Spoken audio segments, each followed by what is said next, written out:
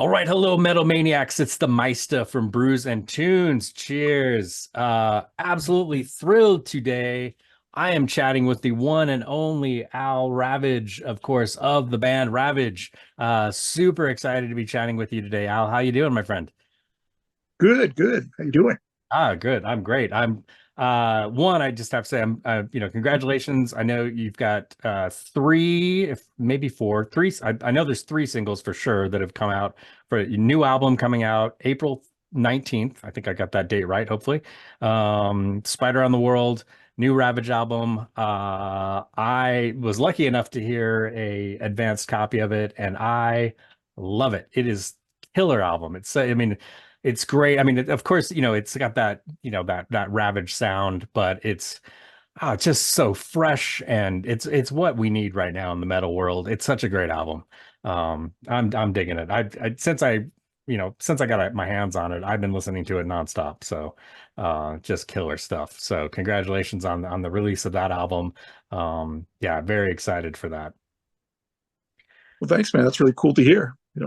Because nobody outside the band and the producer have really heard the album, and we've had it done for a while. So Nice. it's now we're going to start hearing the reactions to it. So it should be pretty interesting to hear.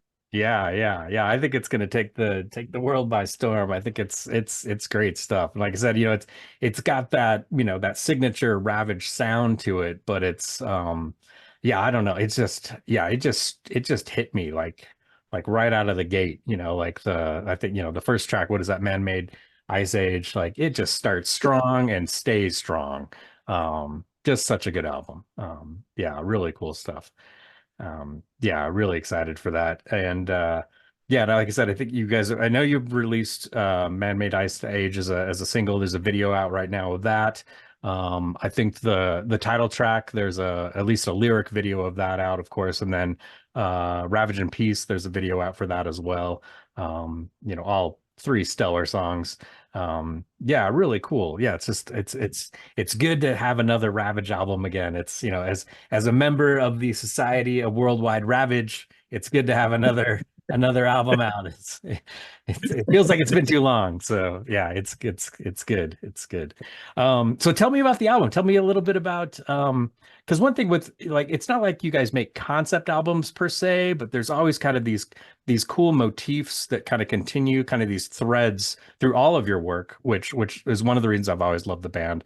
Is yeah, it all kind of threads together. Pardon the pun with the spider thing, but Yeah.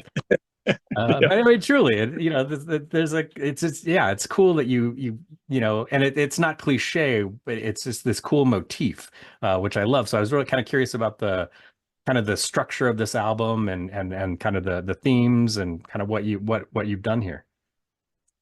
Well, I would say, yeah, like we kind of make the old school conceptual albums, not the concept albums, but in the same way that like Master of Puppets is a conceptual album Hmm. where you've got kind of a lot of themes that run through it, or killers or something.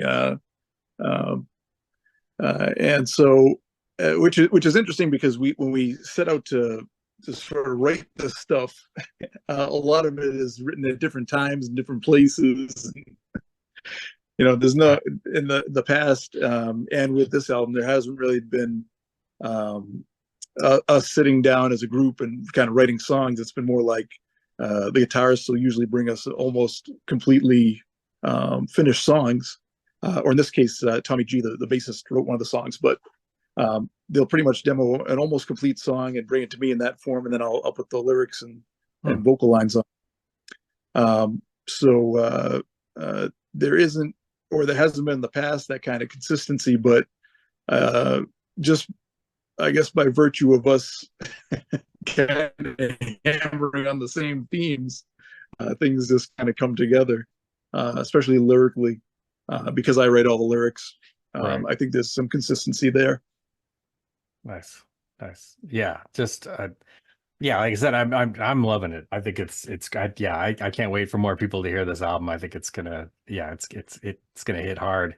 Um and Yeah, so tell me a little bit. I've always been kind of curious about the spider element. Like, because you guys have been the spider's been around for a while now. So tell me a little bit about that, kind of what the what the spider means, like in thematically what that means for you. I've always wanted to ask you that, because obviously the spider's been around for a while now in your music and your lyrics specifically.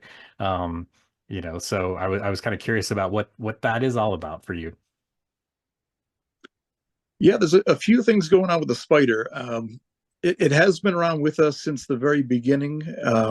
I think when we were, when I was kind of toying with artwork back in the '90s when I was trying to form a band. I was just a kid with a drum set. um, Spiders would kind of work their way into the artwork, and I think it's because I was kind of deathly afraid of spiders when I was a kid. Oh, I remember being at my grandmother's house, and everybody sat down to dinner at the table, and I had a big plate of pasta because of Italian family. And I remember this huge spider, just descended from the ceiling right onto my plate, and I went running out of the room. So that was always with me. And I guess in kind of like a Batman way, you take what you fear and kind of try to take, strength from it. nice. I love it. Yeah, kind of face your fears. Yeah, that's cool. That's cool. And we were surprised that really nobody in the past, that we could find had like of heavy metal bands had a spider mascot. Like a lot of bands have a zombie or a wolf or something, but spiders you think are one of the scariest monsters. Yeah. But nobody really went with the spider thing, so we thought, oh, let's one thing we could do that's kind of original. Yeah. So it just stuck, and we've actually gotten some flack from it from fans who are afraid of spiders. And there's one guy we met overseas. He was like, I love the band, I love the everything about you, the music, but can you please get rid of those goddamn spiders? They're scaring me. So, that's funny. I love it. I love the use of the spider, especially with you look at the new album and specifically, the title track. And I love the idea of, this, basically what you've done, this metaphor of, and it works so perfectly with, the venom and, we as sheep and, people as sheep. And I think it's brilliant. I think it's great. And yeah, and I love the fact that, yeah, you faced this kind of this fear of yours and used it as a strength, obviously, but also as a cool metaphor for kind of where we are in the world right now and our own fears and what we're dealing with. And yeah, I think it's really cool. And that's one thing that I've always loved about the lyrics of the band too, is not necessarily, I don't know if it's necessarily political, but like very socially conscious lyrics. I always thought was cool. Like you're not afraid to take things head on and kind of examine life in America, as it were, and who we are as a society and where we're going and where we've been and whether the good and the bad of that. That's I think that's one thing that I've always respected about the band, and specifically with your lyricism is the honesty of what you do, which I think is really important, especially in art. I mean, for me, good art is honest art, and I think that's why I love the band so much. Is it seems very honest. I mean, let alone the killer guitar work. But just very honest music, which is cool. And I think I mentioned this before, like when I said that it's music we need, it's because I love that traditional melodic American heavy metal, which was gone for so long. It felt like it was just missing for so long, and it was cool that you really embraced that, especially at like what I mean. I know the band you formed the band with your brother, what, in like 95, 96, somewhere around there. Yeah, we played our first show in 1996. Yeah. Okay. Yeah. And yeah, I mean, that was a time when that style of music was not very popular, at least mainstream wise. I mean, it was, and especially going into the late 90s and early 2000s, it was really interesting and good and refreshing to have a band that it was embracing all these bands I loved from that, from before, like Jag Panzer and Hellstar and Warlord, and all of that Omen, but then also bringing in, you guys brought in a little bit of thrash and a little power metal, European power metal elements to it too, and just I don't know. Sorry, I'm gushing. That's not even a question. I'm just gushing. So I adore your band, so it's just cool stuff. But so talking about back in when you and your brother formed the band. So tell me about the origins of the band and kind of how it all started for you. So yeah, when I started out, I think it was discovering, ironically, bands on MTV in the late '80s when I was a kid, Alice Cooper and Skid Row and stuff, and thinking, those are cool heavy metal bands, and then wanting to pick up a guitar myself and finding that the guitar was not something that I took to, and not being able to play guitar at all. I quickly moved to the drums. And after I discovered Metallica, probably right around where the Black Album came out, 1991, 92, I found that I was able to take up the drums pretty readily, with, Lars being, kind of that very straightforward, slamming drums.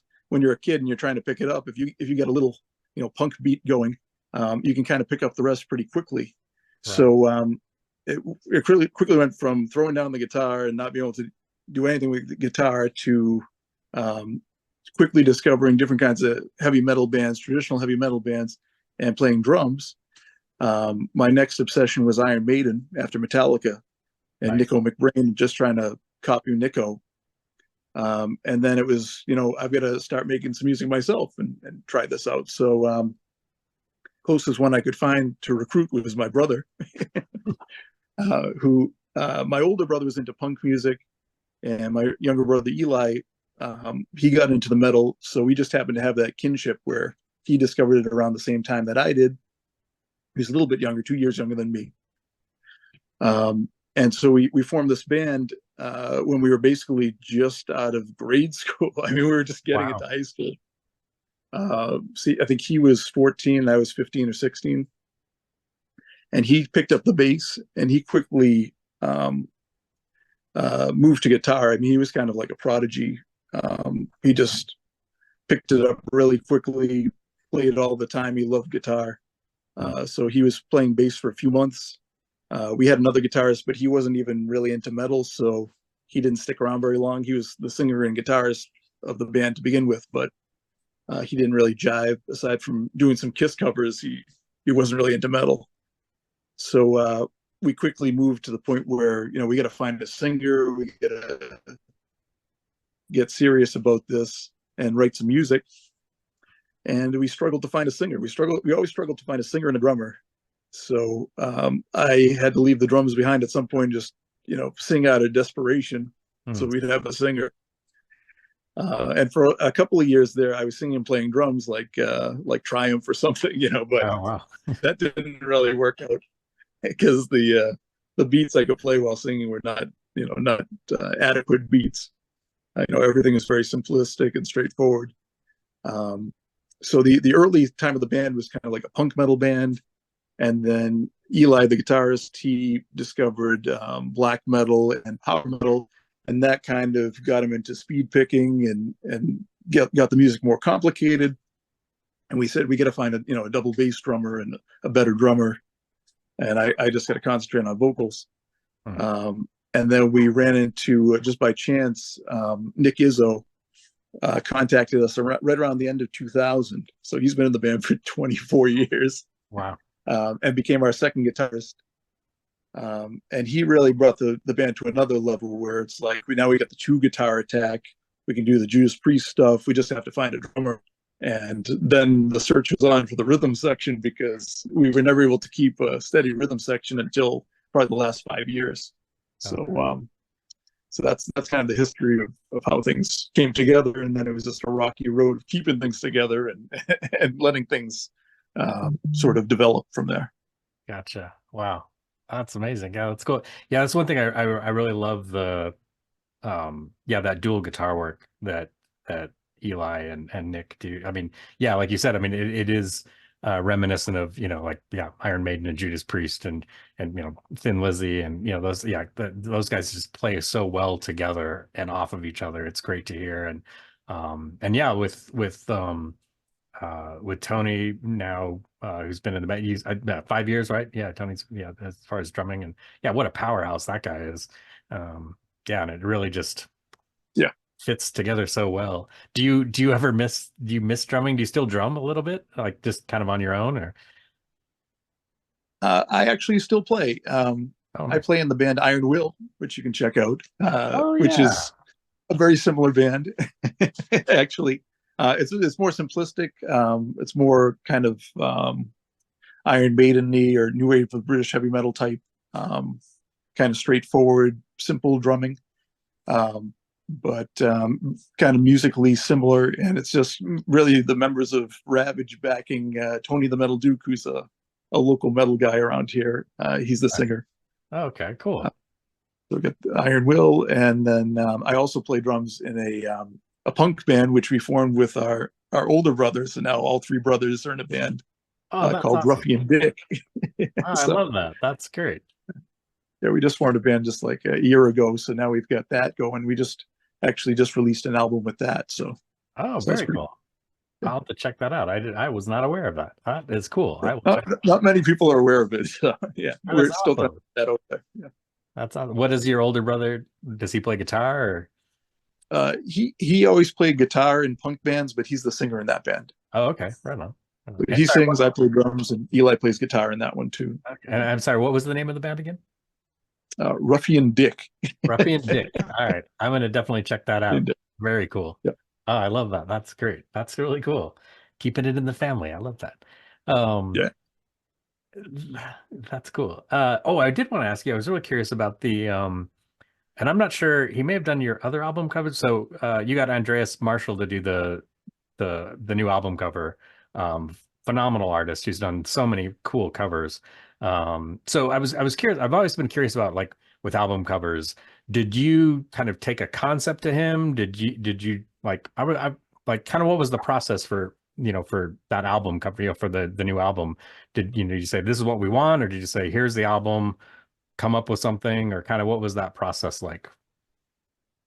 Uh, I left it to him a little bit, but we had a concept in mind, which the album wasn't originally supposed to be called Spider on the World, so now it kind of seems pretty I don't know, too like Captain Obvious for the artwork. It was supposed to be called Ravage the Earth, Oh, okay. and it was gonna be, and then it was a double album, which was going to be Ravage the Earth and Ravage in Peace, which is one of the songs on there. Yeah. And we were going to have two artworks. So I said, "Can you come up with I think the idea was a giant chrome, supposed to be chrome, like robot spider from space attacking the Earth." That was the main, and then I just got, you can kind of run with that. And then he got back to me and said, "Well, what if we went with something that's more rusty and like a spider that's made of discarded pieces of metal and Hmm. being attacked by spaceships and stuff." And I said, "Okay, that's cool." So he pretty much ran with it from there. Nice.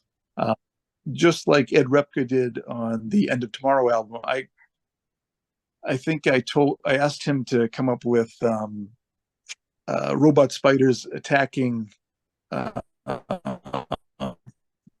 maybe maybe Boston or like a World's Fair type of thing. And he pretty much ran with the artwork as it became the artwork for that album too, which is more like a 50s sci-fi cover. Yeah. So that's a lot of he came up with that too. So Okay. that Nice. was all him really. Okay. Very cool. Yeah, the wonderful Ed Repka. I love his work.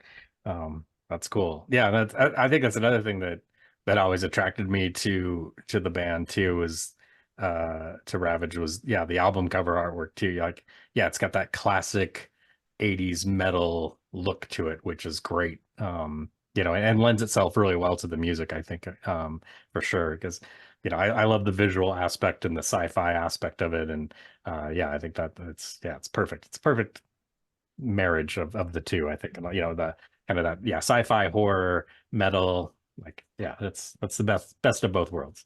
Um, so with the new album, I have to, so what do you guys have tour plans at this point? Do you got shows coming up?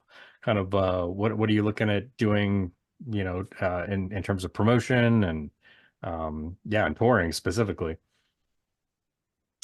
Uh, the live scene post pandemic has been a little bit weird.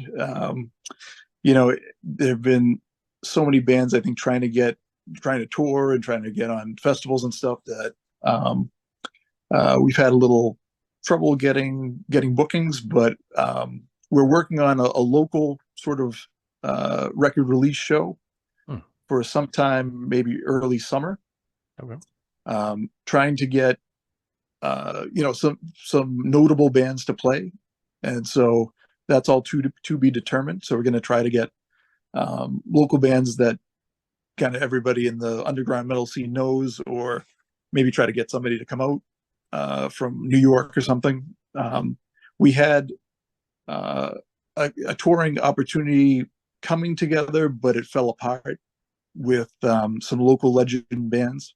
So we were looking at that for maybe the summer or fall. That didn't happen. So kind of in the air. So pretty much we're reaching out to the usual underground festivals to see if we can get on anything but it's probably mostly going to be next year. For this year, we're going to be working on trying to get videos out there, trying to get the word out online, and then hopefully playing some shows next year, and hopefully getting a good record release show out sometime this summer. Nice. Oh, that'd be great. That'd be cool. Yeah. Yeah. I need to see you guys live. So keep me posted. Yeah, I've gotta, even if I have to travel, I will. Yeah. I've never seen you live. So I've always wanted to. So I need to figure out how to do that. That would be cool. Um, so I got to circle back. So you mentioned that, the album was originally you would plan on doing a double album. So did you already have all that material done? Are you planning on releasing those songs at a later date or putting out a different album or have you scrapped that? I'm just kind of curious what, you know, yeah, if that has already come, had you already recorded all of that material or is it just kind of, was that the original thought was it would be a double album? Well, the story was that there was when we set out to record this stuff, which goes back probably about 5 years now. We had this big pile of songs because we hadn't put out an album since the end of Tomorrow, which was 2009. Yeah, it's been a So, while. and we had put out some singles and some EP. I think we had EPs in that time, but no, we had not put out a full length album. There was kind of also kind of a lost album we recorded. I think a 7-song album that we never put out. We never put anything out from it. Oh, actually, I should say that we recorded a lost album that 2 songs came out from it. One was Enter the Outbreak, and the other one was The Demon Core. Okay. Those came out in 2010, I think, 2010, 2011, but we scrapped the rest of that album. It had a Twisted Tower Dire cover on it too, as a tribute to Tony Taylor, but we never released that either. Oh, wow. So some of that may see the light of day. I think Eli has it on a hard drive somewhere. Oh. So there may be like a rarities album that'll come out at some point with that cool stuff. But in general, we had this big pile of material that kept growing and growing, and we weren't recording. And so I wanted to put out a double album, and there was a conflict in the band where everyone was like, "That's stupid. Nobody wants a double album. It's too much. People have no attention span. We should just put out singles." So that was a whole debate for a while. And what ended up happening is we recorded most of the songs we had. Okay. So we probably didn't record 3 or 4 that I wanted to record, but there was a point where the guys were like, you know, this is enough. We got to put this stuff out. So we recorded, I think, 12, 14 songs, somewhere around there, maybe 15 songs. And then the album that you've got is 10 songs. uh, and yeah, it must have been 13. We recorded 13 songs, I think, of the probably 16, 17 that I wanted to record. And then the album that you have in hand is 10 songs, and then we put together a double vinyl version of the album, Oh, cool. which that's going to give you 2 additional songs, Nice. which are not. We made them totally vinyl exclusive, so that there'd be a reason for somebody to buy the album, the vinyl. Um, so you do get 2 extra songs when you buy the double vinyl version of the album. Nice. You get the songs World War IV and um, Ravage Part 2, Ravage the Earth, which was originally going to be the title track of the album. Okay, yeah, nice. So you get those songs when you buy the double album, but we're trying to keep those exclusive to the vinyl, and maybe they'll come out digitally later, or maybe on a rarities album or something. But they're the bonus tracks. Okay, cool. I'm gonna have to get the vinyl. And also on the inside of the gatefold, you got the second album cover, which was going to be called Oh, Ravage in Peace, which was also done by Andreas Marshall, which we spent a bunch of money on, and yeah. it ends up being the interior artwork of the album. So yeah, it was kind of a weird thing, but yeah, we just end up using it as promo art, and it's a interior art for the album. Very cool. Very cool. Yeah, I'm gonna have to pre-order that vinyl. Nice. Yeah, that's cool. Yeah, because I love the physical. I'm a vinyl junkie, so yeah, and yeah, it's like being a kid again, just being able to look at that. Yeah, gatefolds. I'm in. I'm a sucker for gatefolds. I'm in. Yeah, love that stuff. It's a special edition too. So if you order it now, if you pre-order it now, you get it for a special low price.